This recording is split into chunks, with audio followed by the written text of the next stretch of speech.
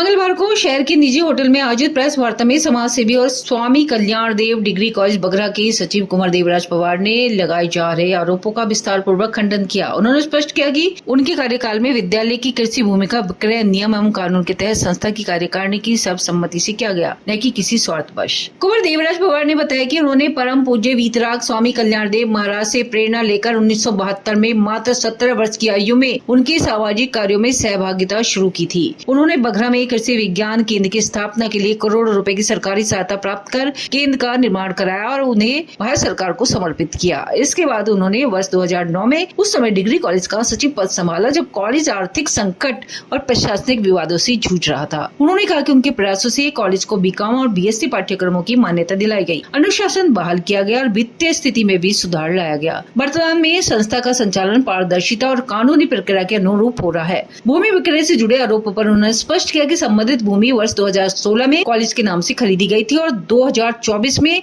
3 गुना मूल्य पर उसे बेचा गया। इस प्रक्रिया में संस्था की कार्यकारिणी की विधिवत अनुमति ली गई और समस्त धनराशि कॉलेज के अधिकृत बैंक खाते में जमा की गई, जिसका उपयोग पुरानी और जर्जर भवनों के पुनर्निर्माण हेतु किया जाएगा। जो परम पूज्य वीतराग स्वामी कल्याण देव जी थे, उनसे बाल काल से ही हमारा संपर्क रहता था। उनके लिए जो सर्वप्रथम भूमि दी गई थी गुरुकुल घासीपुरा, वो भी हमारे परिवार के ही लोगों ने वहाँ पर दी थी और उसमें ही उनके प्रथम शुरू के विद्यालय बने थे।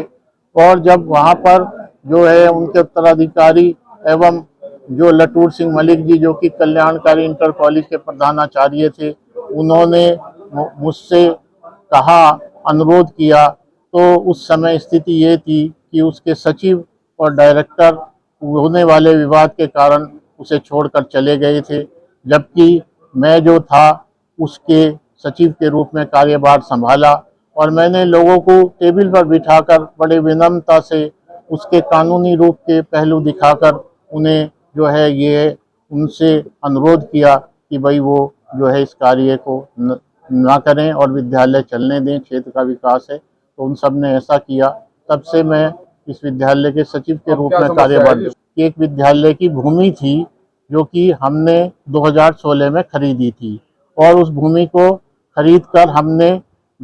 कुछ लोगों ने प्रचार करना शुरू कर दिया कि वह सुखदेव स्वामी कल्याण देव ट्रस्ट की भूमि है, जबकि यह भूमि हमने नियमानुसार, विधि अनुसार और कल्याण और जो हमारी उसकी विद्यालय की कार्यकारिणी है उससे